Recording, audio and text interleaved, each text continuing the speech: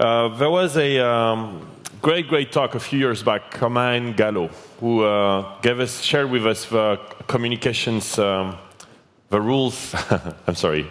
He was basically how to speak like Steve Jobs, how to keynote like Steve Jobs. And he was really a great talk, a hit. So much that we had him do a breakout session in a small room. And Carmine is back with us with the 3 unbreakable laws of communications and how you can, communicate like a pro. And we expected it to be so good again that we have a follow-up session after that where you can go deeper with him. So Carmine, please join me on stage.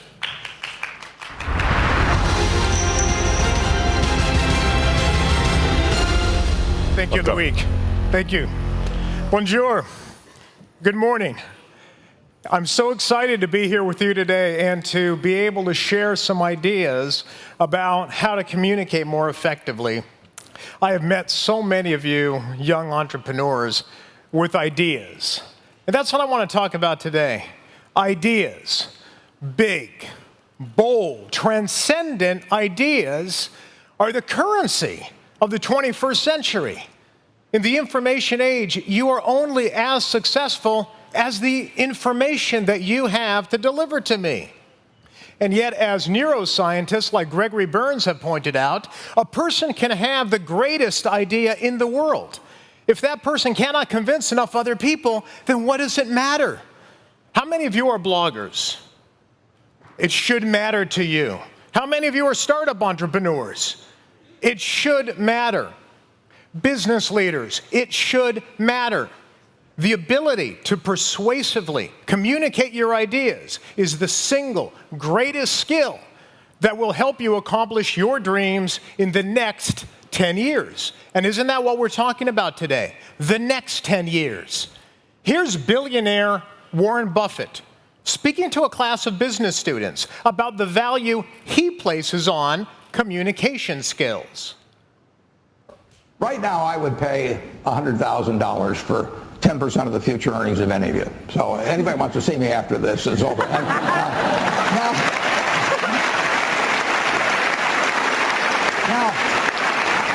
If that's true, you're $1 million asset right now, right? If 10% of it is worth $100,000, you could improve the value. Many of you, and I certainly could have when I got out, just in terms of learning communication skills. It's not something that's taught. I actually went to a Dale Carnegie course later on in terms of public speaking. But if you improve your value 50% by having better communication skills, that's, it's another $500,000, in terms of capital value. See me after the class and I'll pay you, $150,000.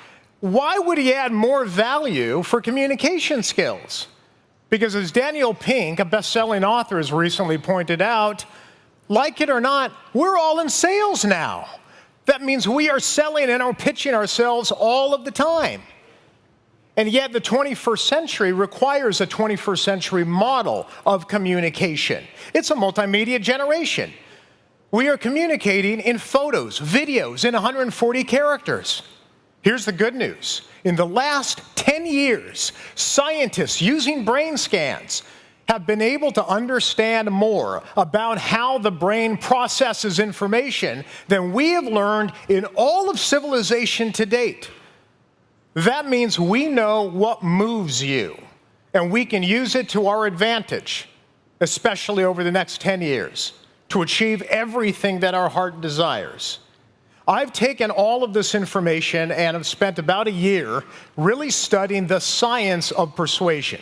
I've written a new book called Talk Like TED. It's based on the TED conference, but it's much more than that. It's all about how the world's most inspiring communicators connect with us. And what I've learned is that there are 3 unbreakable laws of communication. If you break the laws, bad things happen. Ideas fail to get funding. Products fail to sell. Careers fail to soar. But if you obey the laws, you get noticed. You get what your heart desires. You achieve your goals. You sell products. You sell your ideas. What are those 3 unbreakable laws? They are emotional, novel, memorable. Let's take each one by one. Emotion. Ideas that spread are emotional. You have to touch my heart before you reach my head. Most people forget the heart part, don't they? They forget that heart part. Passion is everything. You cannot inspire unless you are inspired yourself. How many of you were here yesterday morning with Ferran Adria, the restaurateur behind El Bulli? I was backstage with them, and this is the kind of person I am. I'm always asking great leaders and successful people about their secrets. I said, what's the secret? He said, there's only one. Make sure that you are passionate about what you do. Make sure you are passionate about what you do. You can't inspire unless you're inspired first. Dr. Larry Smith of the University of Waterloo in Canada studies entrepreneurship and passion. And he said passion is the thing that will help you create the highest expression of your talent. Sounds good. But I've asked Dr. Smith, how do you know it when you find it? How do you know when you have found and discovered your passion? Here's his answer. Passion is your greatest love. Passion is the thing that will help you create the highest expression of your talent. Passion, interest, it's not the same thing. Are you really going to go to your sweetie and say, marry me? You are interesting. Won't happen. Won't happen, and you will die alone. What you want is passion. It is beyond interest. You need 20 interests, and then one of them might be grab you, one of them might engage you more than anything else, and then you may have found your greatest love in comparison to all the other things that interest you. And that's what passion is. Passion is your greatest love. How does that apply to us as entrepreneurs? It does. When I asked Howard Schultz, the founder of Starbucks, what is your passion? What is your greatest love? He never mentioned the coffee. It's not the coffee. Howard Schultz is passionate about creating a workplace that treats people with dignity and respect. There's a very famous entrepreneur in America named Tony Hsieh, who I've spent some time with. He started an e-commerce company in the spare bedroom of his San Francisco apartment, sold it to Amazon for more than $1 billion. Do you know what he sells? Shoes. It's called Zappos. When I asked Tony, what is your greatest love? It's not the shoes. In fact, he wears old shoes until they're worn out. He doesn't even care about new shoes. But he's passionate about delivering happiness. So he studies happiness. How do I make my customers happy? How do I make my employees happy? Earlier this year, I had an extraordinary opportunity to spend a day with Richard Branson. When you ask him, what is your greatest love? It is not getting people from point A to point B on an airplane. His greatest love is elevating the customer experience, disrupting the status quo, and now using proceeds from that disruption to make the world a better place. Ask yourself, what is my greatest love? Dig deep to identify what it is that you're passionate about, and then share it with us. Share it with us through the stories you tell. Master storytelling. I've interviewed some of the world's most astonishing communicators, like this gentleman. Brian Stevenson is a civil rights attorney in America who successfully argues and wins cases before the U.S. Supreme Court. I know some of you have pitched venture capitalists. There is no audience tougher than Supreme Court justices. When you break down his public presentations, this is what you find. It's 65% of the content falls under what Aristotle would call pathos, emotion, storytelling. 25% ethos, evidence to back up your argument. Only 10% logos, logic, data, statistics. When most of us are pitching our ideas, it's the complete opposite. Remarkable things happen to your brain on stories.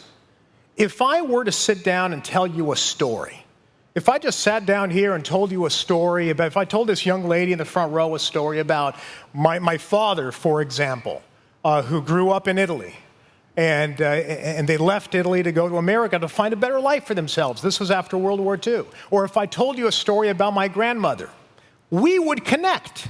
Do you know why we would connect? Because researchers at Princeton University are finding when I tell you a story, the same areas of our brains light up. That means we are literally in sync. We are connected with each other. Identify that which you are most passionate about and transfer it through the stories you tell. Emotion. Novelty is the second unbreakable law of communication. Teach me something new. Ideas that spread are new and exciting and unexpected. Dr. A.K. Pradeep is a neuroscientist in Berkeley, California, who I've spent some time with. He said our brains are trained to look for something brilliant and new, something that stands out, something that looks delicious. Look for that deliciousness. Steve Jobs took this to an extreme. Steve Jobs would actually tell his designers that he wanted the buttons on the desktop to look so good he would lick them. That's a little extreme, but you get the idea. Steve Jobs was a brilliant communicator and a brilliant marketer because he showed us new ways to solve old problems. And he presented those products in ways that were fresh, unique, and unexpected. How many of you recall seeing the video? Perhaps you were there, but most of you probably saw the video of the 2007 introduction of the iPhone. How many here, maybe close to me, how many saw the video? A few of you. Sir, can you tell me, any of you, can you tell me what you remember the most from that particular presentation? Which one? The look of the iPhone, how it looked for the first time. What else do you remember? Some of you remember when he introduced 3 products that turned out to be one. How many of you who had your hands up, how many of you remembered that? Okay, pretty much all of you had your hands up. There's a reason for that, because it was novel. Steve Jobs' audience that day expected 3 products. They got one. It surprised them, and it turned out to be one of the most memorable moments in presentation history. An iPod, a phone, and an internet communicator. An iPod, a phone. Are you getting it? These are not 3 separate devices. This is one device. And we are calling it iPhone. It's novel. The brain cannot ignore novelty. I spoke to Dr. Robert Ballard. Dr. Robert Ballard is an amazing guy. He discovered a tiny ship. You may have heard about it, Titanic, 2.5 miles beneath the surface of the Atlantic. Here's what he told me. Your mission in any presentation is to inform, educate, and inspire. You can only inspire when you give people a new way of looking at the world. We are all explorers here. We're exploration addicts. We love to learn new things. When you learn something new, surprising, and unexpected, something amazing happens to the brain. A powerful chemical is released called dopamine. It acts as your brain's mental save button, literally stamping the information on your brain. The brain cannot ignore novelty. Give your audience a fresh way of looking at an old problem. And finally, none of this matters if I can't remember what you said. Present content in a way that I will never forget. In the few minutes I have left, I'm going to give you 3 very specific techniques to help you make your ideas more memorable, and they work nearly every time. They are very powerful techniques. Number 1, picture superiority. Very well established in the academic research. Picture superiority simply means that if I show you a picture, or if let's say I talk to you first, if I just have a conversation with you, you will remember about 10% of what I tell you. Add a picture, retention soars to 65%. Use more pictures than words. I'll bet most of you today, from Ramon de Leon's presentation this morning, most of you are going to remember, if asked tomorrow, what slides do you remember? You'll remember him as the pizza delivery driver in that black and white slide. Pictures are more powerful than words alone. The second technique, again, very powerful. Stick to the rule of 3. The rule of 3 simply means that in short-term memory, my brain is only capable of carrying about 3 chunks of information. Don't give me 18 reasons to invest in your company, just 3. A couple of years ago, when I was at LeWeb', some gentleman sent me this gorgeous infographic. It shows how the rule of 3 pervades every aspect of our society, from slogans to theology to companies, certainly to literature. The 3 Musketeers, the 3 Little Pigs, the 3 Bears. In a couple of weeks, parents around the world will be reading A Christmas Carol to their children, and they will hear about the 3 ghosts who visit Ebenezer Scrooge, ghosts of Christmas past, present, future. Here in France, you have 3 colors of the flag, royal blue, white, red. I don't know if it's on here, but the great motto from the French Revolution, liberté, égalité, fraternité. 3, not 22, 3. 3 is very, very powerful. It's one of the most powerful techniques in communication today. And in the spirit of the rule of 3, let me give you one more technique to make your ideas memorable. Keep it short. I've been given 20 minutes to talk. 20 minutes is the ideal length of time for me to have a serious discussion with you, but also to keep it short so you don't lose your attention. So in the few minutes I've got left, I will cut it short myself, and I'll even bring it in under 20 minutes, because a lot can happen in under 20 minutes. John Kennedy inspired a nation to look to the stars in 15 minutes. Steve Jobs delivered one of the most powerful commencement addresses of our time. It's been viewed 20 million times in 15 minutes. Dr. Martin Luther King articulated his vision of racial harmony in 17 minutes. If these gentlemen can express their ideas in under 20 minutes, 20 minutes is plenty of time for you to pitch that VC. 5 minutes should be plenty of time for you to get that information across. Keep it short. I want this conversation to continue. If you remember my name, you can go to my website, carminegallo.com. In Italian, it's carminegallo.com. And you can sign up for my list, and we can have this conversation. And that's a good way of communicating with me, because I want to hear your success stories. But before I end, I really need to tell you this one thing that's very important to me. None of this matters. None of this matters if you do not have the courage to stay in your lane. That means that you have the courage to identify your life's core purpose and relentlessly follow that purpose despite the people who are going to try to shove you to another lane or pull you into their lane. You must have the courage to drown out, you know who they are, the critics, the naysayers, the pessimists, the defeatists. Have the courage to listen to your inner voice. That inner voice that says, my ideas will be heard. My ideas will help me fulfill my ultimate destiny. My ideas will change the world.